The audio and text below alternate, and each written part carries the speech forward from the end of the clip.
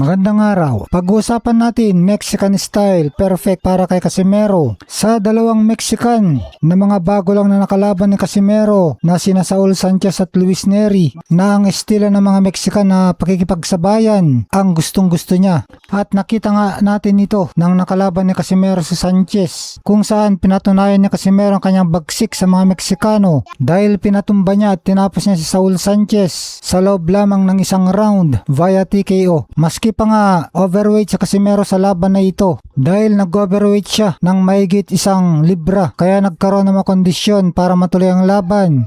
Nagkaroon ng rehydration limit para kay Casimero. Nilimitahan siya na hindi pwedeng lumampas sa 128 pounds sa mismong araw ng laban. Pinagsuot din si Casimero ng mas makakapal na guantes, thicker gloves bilang proteksyon para kay Sanchez at parusa sa kanyang pagiging overweight. Pero kahit nagkaroon ng ganitong limitasyon at issue sa timbang, pinatunayan pa rin ni Casimero ang kanyang bagsik, kung saan dinomina niya si Saul Sanchez at tinapos sa first round. At nito lamang nakaraang linggo ay pinatunayan na naman ni Casimero na ang kanyang estilo sa pakikipagdigma ay bagay na bagay talaga para sa mga Meksikano. Sa laban niya kay Mexican Luis Nery, kung saan nasa tamang timbang si Cuadro Alas, habang si Nery naman ang overweight. Bilang parusa ay pinatawan din ito ng rehydration limit tulad ng nangyari kay Casimero kontra Sanchez. Pagdating sa laban, tulad ng ginawa ni Sanchez ay nakipagsabayan din si Nery kay Casimero, kaya dahil dyan ay pinagbayaran nito ang kanyang kapangasan. 6 na beses bumagsak hanggang ma-knockout sa 4th round. Kaya makikita sa mga laban na ito na gustong gusto ni Casimero mga kalaban na nakikipagsabayan sa kanya. Bagay na bagay nga ang estilo ni General Cuadro Alas Casimero laban sa mga boksingerong Meksikano. May kakaibang diskarte kasi sa Casimero, kaya ang traditional na Mexican style na kalaban ay palaging nagbibigay ng maaksyon at kapanapanabik na laban. Pero dahil sa lakas ni Casimero at sa kanyang malamay weather na husay sa depensa, kaya hindi nakakatama ang mga Meksikano sa kanya, katulad ni Luis Nery, kung saan ipinakita din ni Casimero ang kanyang husay sa pagtiming kung kailan siya babanat ng gusto.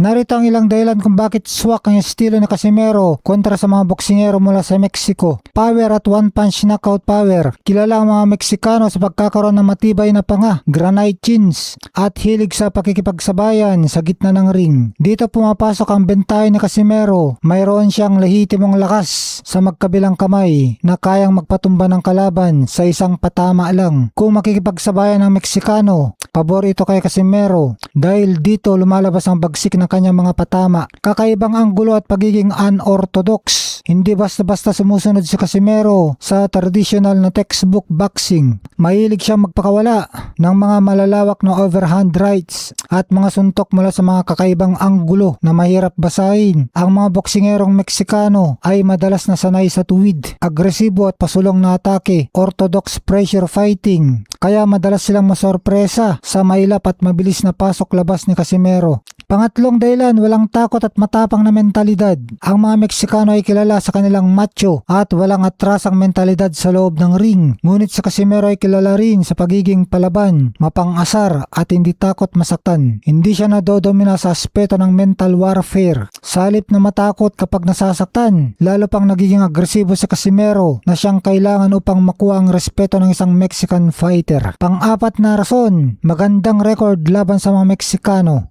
Hindi lang ito teorya dahil napatunayan na ito sa kanyang karera. Marami nang tinalong matitinding boksingerong Meksikano si Casimero sa kanilang sariling bakuran o sa malalaking entablado. Ilan sa mga halimbawa nito ay sina Cesar Ramirez na tinalo niya via knockout, Mauricio Fuentes tinalo din niya via knockout, at Luis Alberto Rios tinalo niya via decision. Sa madaling salita, ang laban ng Casimero versus Mexican ay parang bato laban sa bato dahil agresibo at mahilig sumugod ang mga Meksikano. Saktong-sakto ito para sa counter-punching at mapaminsalang lakas ni Casimero. Palaging paborito ng mga fans ang ganitong klaseng matchup dahil garantisadong may matutumba. Si General Cuadro Alas Casimero ay may halos perpektong record laban sa mga boksingerong Meksikano. Kilala siya bilang isang Mexican killer sa lona dahil sa kanyang pinagsamang lakas at mapanirang estilo na madalas nagiging mitsa ng pagkatalo ng mga katunggali niya mula sa Mexico. Ang kanyang opisyal na record laban sa mga boksingerong Meksikano ay 8 panalo at 0 natalo, may 6 na knockouts. Narito ang mga listahan ng mga naging biktima ni Casimero mula sa Mexico. Una, Luis Neri, June 2026. Resulta, panalo si Casimero via 4th round knockout. Isa sa pinakamalaking panalo ni Casimero kung saan pinatunayan niya ang kanyang bagsik sa featherweight division nang mapatigil ang sikat at mapanganib na dating kampiyon na si Luis Neri. Pangalawa, Cesar Ramirez, August 2019. Resulta, panalo si Casimero via 10th round knockout.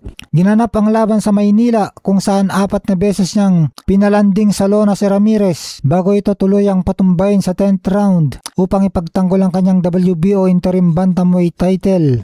Pangatlo, Ricardo Espinosa Franco, April 2019. Resulta, panalo na naman si Casimero via 12 round knockout. Isang maduong giyera ang hinarap ni Casimero dito. Bagamat dikit ang laban, pinatunayan ni Casimero ang kanyang power nang mapatumba at mapatigil si Franco sa huling round para makuha ang WBO interim bantamweight belt. Pang-apat, Jose Peck, July 2018. Panalo si Casimero via second round TKO. Pang-5, Armando Santos, December 2014. Panalo si Casimero via second round TKO. Pang-6, Felipe Salguero, October 2013. Panalo si Casimero via 11th round TKO. Pedro Guevara, August 2012. Panalo si Casimero via split decision, 12 rounds. Pang-8, Cesar Canchilla, December 2009. Panalo si Casimero via 11th round TKO.